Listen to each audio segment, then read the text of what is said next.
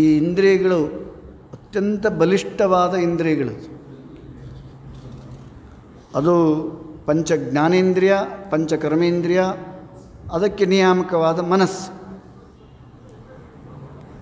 ಬುದ್ಧಿನೂ ಒಂದು ಇಂದ್ರಿಯನೇ.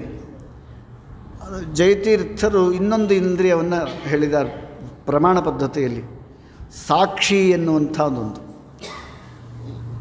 ಈ ರೀತಿ ಎಲ್ಲ ಇಂದ್ರಿಯಗಳನ್ನು ನಿಗ್ರಹ ಮಾಡೋದು ಬಹಳ ಕಷ್ಟ ಸಾಧ್ಯ. ಯಾಕೆಂದರೆ ವೇದವ್ಯಾಸದೇವರೇ ಇದಕ್ಕೆ ಒಂದು ಉದ್ಗಾರವನ್ನು ತೆಗೆದಿದ್ದಾರೆ. ಬಲವಾನ್ ಇಂದ್ರಿಯಗ್ರಾಮೋ ವಿದ್ವಾಂಸಮಪಿ ಕರ್ಷತಿ ಅಂತ. ಬಲಿಷ್ಠವಾದಂತಹ ಇಂದ್ರಿಯಗಳು ಎಂಥ ವಿದ್ವಾಂಸನನ್ನು ಕೂಡ ಈ ವಿಷಯ ಪದಾರ್ಥಗಳ ಕಡೆ ಸೆಳೆದು ಬಿಡುತ್ತಂತ. ಅಂತಹ ಬಲಿಷ್ಠವಾದ ಇಂದ್ರಿಯಗಳು ಅಂತ ಈ ರೀತಿ ಪಾಠ ಹೇಳುವಾಗ ಅಲ್ಲೇ ಹತ್ತಿರದಲ್ಲಿ ಜೈಮಿನಿ ಋಷಿಗಳು ಕೂತಿದ್ದರು. ಅವರಂದರು, ಸ್ವಾಮಿ ನಿಮ್ಮ ವಾಕ್ಯ ನನಗೆ ಯಾಕೋ ಸರಿ ತೋರ್ತಾ ಇಲ್ಲ.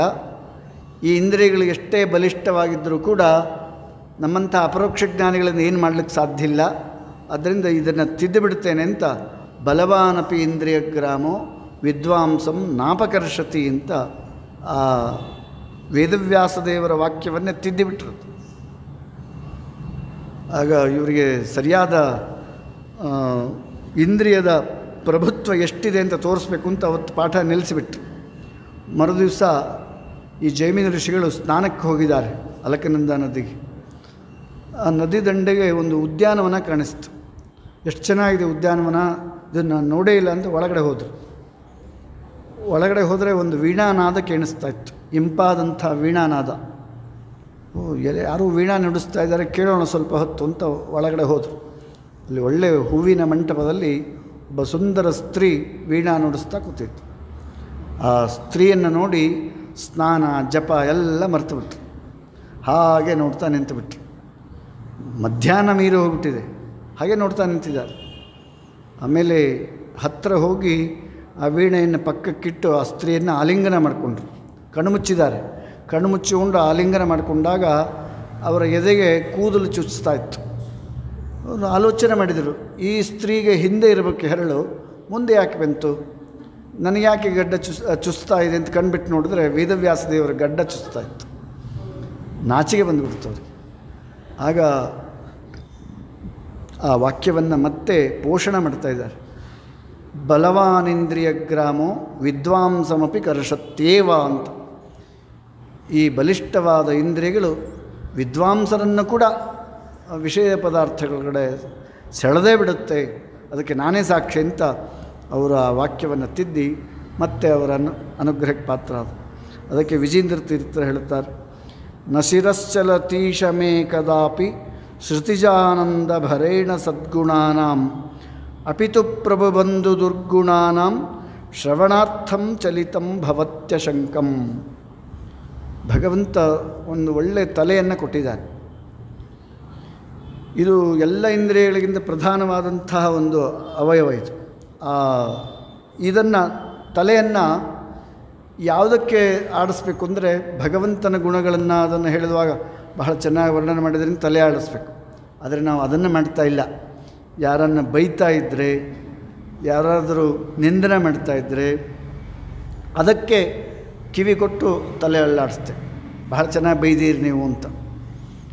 ಆದರೆ ಪರಮಾತ್ಮನ ಗುಣಗಳ ಬಗ್ಗೆ ತಲೆ ಆಡಿಸೋದಿಲ್ಲ. ಆ ರೀತಿ ನಾವು ಮಾಡ್ತಾ ಇದ್ದೇವೆ ಅಂತ ಹೇಳ್ತಾ ಇದ್ದಾರೆ.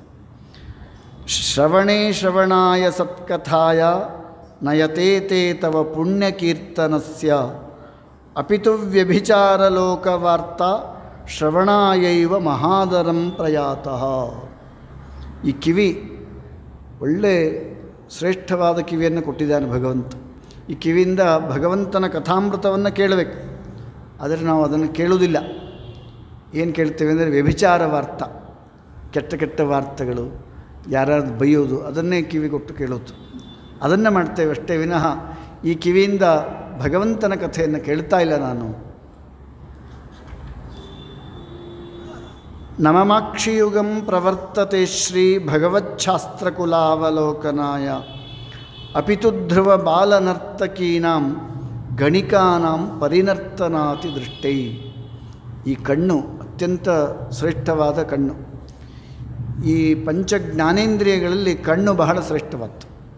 ಯಾಕೆಂದರೆ ಈ ಚಕ್ಷುರಿಂದ್ರಿಯ ಏನಿದೆ, ಒಳಗಡೆ ಇರುವಂಥ ಇಂದ್ರಿಯ, ಅದು ಹೊರಗಡೆ ಹೋಗಿ ಮತ್ತೆ ಒಳಗಡೆ ಬರುತ್ತೆ.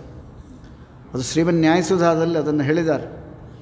ಆ ಇಂದ್ರಿಯಗಳಲ್ಲಿ ಪಂಚ ಜ್ಞಾನೇಂದ್ರಿಯಗಳಲ್ಲಿ ಅತ್ಯಂತ ಪ್ರಧಾನವಾದ್ದು ಕಣ್ಣು. ಬೇರೆ ಇಂದ್ರಿಯಗಳಲ್ಲಿ ಬೇರೆ ಕಡೆ ಹೊರಗಡೆ ಹೋಗಿ ಬರುವುದಿಲ್ಲ, ಅಲ್ಲೇ ಇರುತ್ತದು. ಆ ವಿಷಯ ಪದಾರ್ಥಗಳೇ ಇಲ್ಲಿ ಬರುತ್ತೆ. ಆದರೆ ಚಕ್ಷುರಿಂದ್ರಿಯ ಮಾತ್ರ ಹೊರಗಡೆ ಹೋಗಿ ಮತ್ತೆ ಒಳಗೆ ಬರುತ್ತಂತೆ. ಅಂಥ ಒಂದು ಸಾಮರ್ಥ್ಯ ಚಕ್ಷುರಿಂದ್ರಿಯಕ್ಕಿದೆ. ಅಂಥ ಚಕ್ಷುರಿಂದ್ರಿಯದಿಂದ, ಕಣ್ಣಿನಿಂದ ಭಗವಂತನ ಮೂರ್ತಿ, ಈ ಸಚ್ಛಾಸ್ತ್ರ ಗ್ರಂಥ ಅದನ್ನು ನೋಡಲಿಕ್ಕೆ ಅಂತ ಕೊಟ್ಟಿರೋದು. ಆದರೆ ನಾವು ಅದನ್ನು ನೋಡೋದಿಲ್ಲ. ಒಳ್ಳೆ ಡ್ಯಾನ್ಸು ಅಥವಾ ಸಿನಿಮಾ ಅದನ್ನು ನೋಡಲಿಕ್ಕೆ ನಾವು ಪ್ರಯತ್ನ ಪಡ್ತಾ ಇದೆ ಅಷ್ಟು. ಅಪಿತು ಧ್ರುವ ಬಾಲನರ್ತಕೀನಾಂ ಗಣಿಕಾನಾಂ, ವೇಷಾಸ್ತ್ರೀಯರು ನರ್ತನ ಮಾಡ್ತಾಯಿದ್ದಾರೆ, ಭಲೆ ಭಲೆ ಅಂತ ಆ ಕಣ್ಣನ್ನು ನೋಡಿ ಆನಂದ ಪಡ್ತಾ ಇರ್ತೇವೆ. ಈ ಕಣ್ಣಿನಿಂದ ಭಗವಂತನನ್ನು ನೋಡಬೇಕು. ನಹಿನಾಸಿಕಯ ಕದಾಪಿ ವಿಷ್ಣು ಪದಪದ್ಮಾರ್ಪಿತ ಪುಷ್ಪಗಂಧ ಬುದ್ಧಿ ಕಮಲೇಶ ಭವಾಮಿ ಕಿಂತು ವಿಷ್ಣು ಚರಣಾನರ್ಪಿತ ಪುಷ್ಪಗಂಧ ಬುದ್ಧಿ. ಈ ಘ್ರಾಣೇಂದ್ರಿಯ ಮೂಗನ್ನು ಯಾತಕ್ಕೆ ಕೊಟ್ಟಿದ್ದಾನೆಂದರೆ ಭಗವಂತನಿಗೆ ಅರ್ಪಣೆ ಮಾಡಿದಂತಹ ಆ ಹೂಗಳನ್ನು, ಗಂಧವನ್ನು, ವಾಸನೆ ನೋಡಲಿಕ್ಕೆ ಕೊಟ್ಟಿರೋದು. ಆದರೆ ನಾವು ಅದನ್ನು ನೋಡೋಲ್ಲ. ಈ ವೇಷಾಸ್ತ್ರೀಯರು ಮುಡ್ಕೊಂಡಂಥ ಹೂಗಳನ್ನು, ಅವರು ಹಚ್ಕೊಂಡಂಥ ಗಂಧವನ್ನು ನೋಡಲಿಕ್ಕೆ ಪ್ರಯತ್ನ ಮಾಡ್ತಾ ಇದ್ದೇವೆ. ನೃಹರೇಚ್ಯುತ ಮಾಧವೇಶ ಕೃಷ್ಣ ಹರಿಗೋವಿಂದ ಮುಕುಂದ ನಾಮ ಜಾತಂ ನಹಿ ಕೀರ್ತಯತೀಹ ಮೇ ಕುಜಿಹ್ವಾ ಅಪಿತು ದುರ್ಲಿಂಗ ಭಗಾಂಕಿತಾಂಕುಶದಾನ್. ಒಳ್ಳೆ ನಾಲಿಗೆ ಕೊಟ್ಟಿದ್ದಾನೆ ಭಗವಂತನ ನಾಮೋಚ್ಚಾರಣೆ ಮಾಡೋ ಸಲುವಾಗಿ. ನರಹರಿ, ಅಚ್ಯುತ, ಮಾಧವ, ಹೇ ಈಶಾ, ಕೃಷ್ಣ, ಹರಿ, ಗೋವಿಂದ, ಮುಕುಂದ ಅಂತ ನಾಮೋಚ್ಚಾರಣೆ ಮಾಡೋದನ್ನು ಬಿಟ್ಟು ಈ ನಾಲಿಗೆ ಯಾರ್ಯಾರನ್ನೋ ಬೈಲಿಕ್ಕೆ ಉಪಯೋಗಿಸ್ತಾ ಇದೆ. ಯಾಕೆಂದರೆ ಈ ನಾಲಿಗೆಯನ್ನು ನಿಗ್ರಹ ಮಾಡೋದು ಬಹಳ ಕಷ್ಟ. ಜಿಹ್ವಾ ಚಾಪಲ್ಯ ಅಂತ ಇರುತ್ತೆ, ಅದು ಮುದುಕರಿಗಂತೂ ಜಾಸ್ತಿ ಇರುತ್ತೆ. ವಯಸ್ಸಾಯ್ತಾ ಬಂತು ಅಂತಂದ್ರೆ ಸಾಕು, ಏನೇನೋ ತಿನ್ನಬೇಕು ಅಂತ ಅನ್ನಿಸ್ತಾ ಇರುತ್ತೆ. ಆ ಕುಜಿಹ್ವ ಕೆಟ್ಟ ನಾಲಿಗೆ ಇದು, ಯಾರನ್ನೋ ಬೈಲಿಕ್ಕೆ ಮುಂದೆ ಮುಂದೆ ಹೋಗ್ತಾ ಇರುತ್ತೆ. ಮತ್ತು ಈ ಕೆಟ್ಟ ಶಬ್ದಗಳನ್ನು ಅನ್ನಲಿಕ್ಕೆ, ದುಷ್ಟವಾದ ಶಬ್ದ ಅನ್ನಲಿಕ್ಕೆ ಪ್ರಯತ್ನ ಮಾಡ್ತಾ ಇರುತ್ತೆ. ತವ ಮಂದಿರ ಮಾರ್ಜನಾದಿ ಸೇವಾಂ ನ ಕರೋ ಮೇ ಕುರುತಃ ಕದಾಪಿ ಭಕ್ತ್ಯ ಅಪಿತೂರು ಗುಣಾರ್ಯ ದುಷ್ಟ ವಸ್ತು ಗ್ರಹಣಾಯೈವ ಯತೇತ ಇಂದಿರೇಶ. ಈ ಕೈಗಳನ್ನು, ದಿವ್ಯವಾದ 2 ಕೈಗಳನ್ನು ಕೊಟ್ಟಿದೆಯಾ.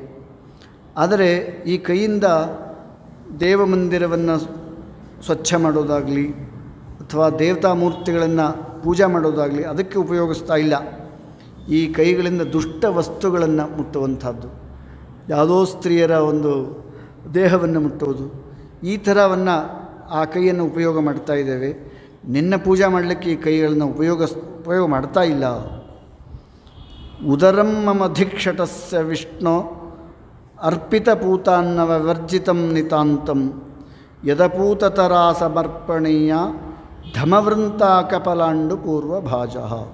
ಈ ಹೊಟ್ಟೆ ಏನಿದೆ, ಉದರ ಅಂದರೆ ಹೊಟ್ಟೆ, ಈ ಹೊಟ್ಟೆಗೆ ಧಿಕ್ಕಾರವಿರಲಿ ಅಂತ. ಯಾಕೆಂದರೆ ವಿಷ್ಣುವಿಗೆ ಅರ್ಪಿತವಾದಂಥ ನೈವೇದ್ಯವನ್ನು ತಿನ್ನಲಿಕ್ಕೆ ಇಷ್ಟಪಡೋದಿಲ್ಲ. ಯಾವುದಾವುದೋ ಒಂದು ಹೋಟ್ಲಿಗೆ ಅಥವಾ ಎಲ್ಲೋ ಹೋಗಿ ಉಳ್ಳಾಗಡ್ಡಿ, ಬೆಳ್ಳುಳ್ಳಿ, ನೀರು ಅಂದರೆ ಈರುಳ್ಳಿ, ಬೆಳ್ಳುಳ್ಳಿ, ಪಲಾಂಡು ಅಂದರೆ ಉಳ್ಳಾಗಡ್ಡಿ ಅಂದರೆ ಈರುಳ್ಳಿ, ಆಮೇಲೆ ವೃಂತಾಕ ಅಂದರೆ ಬದನೆಕಾಯಿ, ಅವನ್ನೆಲ್ಲ ತಿನ್ನಲಿಕ್ಕೆ ಇಷ್ಟಪಡ್ತಾ ಇದ್ದಾರೆ. ಕೆಲವರು ಕೃಷ್ಣಾ ನದಿ ದಂಡೆ ಬೆಳೆದಂಥ ಬದನೆಕಾಯಿ ಬಹಳ ಶ್ರೇಷ್ಠ, ನದಿ ನೀರಿನಿಂದ ಪವಿತ್ರ ಇದೆ ಅಂತ ಕೆಲವರು ಹೊಡೆದೇ ಬಿಡ್ತಾರೆ. ಆದರೆ ಬದನೆಕಾಯಿ ಮತ್ತು ಈರುಳ್ಳಿ, ಲಶುನ ಅಂದರೆ ಬೆಳ್ಳುಳ್ಳಿ, ನುಗ್ಗೆಕಾಯಿ, ಈ 4 ಅತ್ಯಂತ ದುಷ್ಟವಾದ್ದು. ಅದರಲ್ಲೂ ನುಗ್ಗೆಕಾಯಿ ಬಹಳ ಅತ್ಯಂತ ದುಷ್ಟದ್ದು. ನಮ್ಮ ಗುರುಗಳು ಹೇಳ್ತಾಯಿದ್ರು, ನುಗ್ಗೆಕಾಯಿ ಗಿಡದ ಕೆಳಗಡೆ ಹೋದರೆ ಸಾಕು, ಅವನು ಮತ್ತೆ ಉಪನಯನ ಮಾಡ್ಕೋಬೇಕಂತ. ತಿನ್ನೋದಲ್ಲ, ಆ ಗಿಡದ ಕೆಳಗಡೆ ಹೋದರೆ ಸಾಕು. ಅಂಥದ್ದು ದುಷ್ಟವಾದ್ದು ನುಗ್ಗೆಕಾಯಿ. ಅದನ್ನು ನಾವು ನುಗ್ಗೆಕಾಯಿ ಸಾರು, ನುಗ್ಗೆಕಾಯಿ ಹುಳಿ ಅದು ಮಾಡ್ಕೊಂಡು ತಿಂದರೆ ಏನು ಪ್ರಯೋಜನ? ಆದ್ದರಿಂದ ಅದನ್ನೆಲ್ಲ ತಿನ್ನಬಾರ್ದು ಅಂತ ಸೂಚನೆ ಮಾಡಿ. ಆದರೆ ಉದರ ಕೇಳೋದಿಲ್ಲ, ಅದನ್ನೇ ತಿನ್ನಲಿಕ್ಕೆ ಇಷ್ಟಪಡುತ್ತದಂತೆ. ಅದಕ್ಕೆ ಆ ಉದರಕ್ಕೆ ಧಿಕ್ಕಾರವಿರಲಿ ಅಂತ ವಿಜೇಂದ್ರ ತೀರ್ಥರು ಹೇಳ್ತಾ ಇದ್ದಾರೆ. ಖಲಜಾರ ವಧೂಗ್ರಹಾಣಿ ನಿತ್ಯಂ ಚರಣಾಭ್ಯಾಂ ಅನುಯಾಮ್ಯಹಂ ತ್ವರಾಭ್ಯಾಂ ನತು ಮಾಧವ ತಾವಕಾಲಯಾಂಶ್ಚ ಪ್ರತಿಯಾಮೀಶ ಮಹತ್ತಮಾಗ್ರಹೋಹಂ. ಈ ಕಾಲೇನಿದೆ, ಒಳ್ಳೆ ದೇವಸ್ಥಾನಕ್ಕೆ ಹೋಗಬೇಕು, ತೀರ್ಥಯಾತ್ರೆಗೆ ಹೋಗಬೇಕು ಅಂತ ಇಷ್ಟಪಡೋದಿಲ್ಲ. ಎಲ್ಲಿಗೆ ಇಷ್ಟಪಡುತ್ತಂದರೆ ಜಾರಗ್ರಹ, ವೇಷಾಸ್ತ್ರೀಯರ ಮನೆಗೆ ಮತ್ತು ಬೇರೆ ಬೇರೆ ಯಾವುದೋ ದುಷ್ಟ ಕೆಲಸಕ್ಕೆ ಹೋಗಲಿಕ್ಕೆ ಈಗ ಕಾಲುಗಳು ಇಷ್ಟಪಡುತ್ತಾ ಇವೆ ಎಂಬುದಾಗಿ ಎಲ್ಲ ಇಂದ್ರಿಯಗಳಿಂದ ಏನೇನು ನಾವು ಪಾಪ ಮಾಡ್ತೇವೆ ಅಂತ ಅದನ್ನು ಹೇಳ್ತಾ ಇದ್ದಾರೆ. ಮನಯೇವ ಖಲೇಂದ್ರಿಯಾಣಂ ಮನಯೇವ ಹರೇ ಅಖಿಲೇಂದ್ರಿಯಾಣಂ ವರಮಿತ್ಥಂ ಪ್ರಮಿತಂ ಶ್ರುತಿಸ್ಮೃತಿಭ್ಯಾಂ ಸುಮನೋ ಜೈನೋಖಿಲೇಂದ್ರಿಯಾಣಂ ಜಯ ಏವೇತಿ ಜನಾನುಭೂತಿರಸ್ತಿ. ಈ ಮನಸ್ಸು ಎಲ್ಲ ಇಂದ್ರಿಯಗಳಿಗೆ ಶ್ರೇಷ್ಠ ಅಂತ ಶಾಸ್ತ್ರದಲ್ಲಿ ಹೇಳ್ತೇವೆ. ಮನಯೇವ ಮನುಷ್ಯಾಣಂ ಕಾರಣಂ ಬಂಧ ಮೋಕ್ಷಯೋ ಅಂತ. ಈ ಮನಸ್ಸೇ ಎಲ್ಲದಕ್ಕೂ ಕಾರಣ. ಆದರೆ ಆ ಮನವನ್ನು, ಇಂದ್ರಿಯವನ್ನು ಜಯಿಸೋದು ಅತ್ಯಂತ ಕಷ್ಟ ಸಾಧ್ಯ.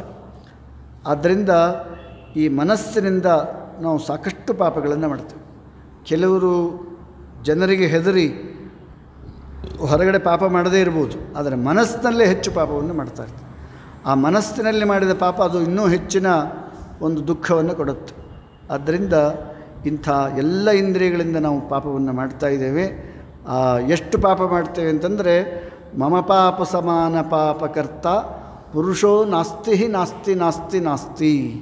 ನನ್ನ ಸಮಾನ ಪಾಪ ಮಾಡಿದವನು ಈ ಜಗತ್ತಿನಲ್ಲೇ ಇಲ್ಲ ಅಂತ ಈ ರೀತಿ ಈ 10 ಶ್ಲೋಕಗಳಲ್ಲಿ ನಾವು ಯಾವ ರೀತಿ ಪಾಪ ಮಾಡ್ತೇವೆ ಅಂತ ಅದನ್ನು ಪರಮಾತ್ಮನ ಹತ್ರ ಪ್ರಾರ್ಥನೆ ಮಾಡ್ತಾ ಇದ್ದಾರೆ. ಅದು ನಮ್ಮ ಸಲುವಾಗಿ ನಾವು ಯಾವ ರೀತಿ ಪಾಪ ಮಾಡ್ತೇವೆ ಎಂಬುದನ್ನು ಅವರು ತೋರಿಸ್ಕೊಟ್ಟಿದ್ದಾರೆ. ಮುಂದಿನದು ನಾಳಿನ ದಿವಸ ಶ್ರವಣ ಮಾಡೋಣ. ಶ್ರೀಕೃಷ್ಣಾರ್ಪಣಮಸ್ತು. ಮತ್ತು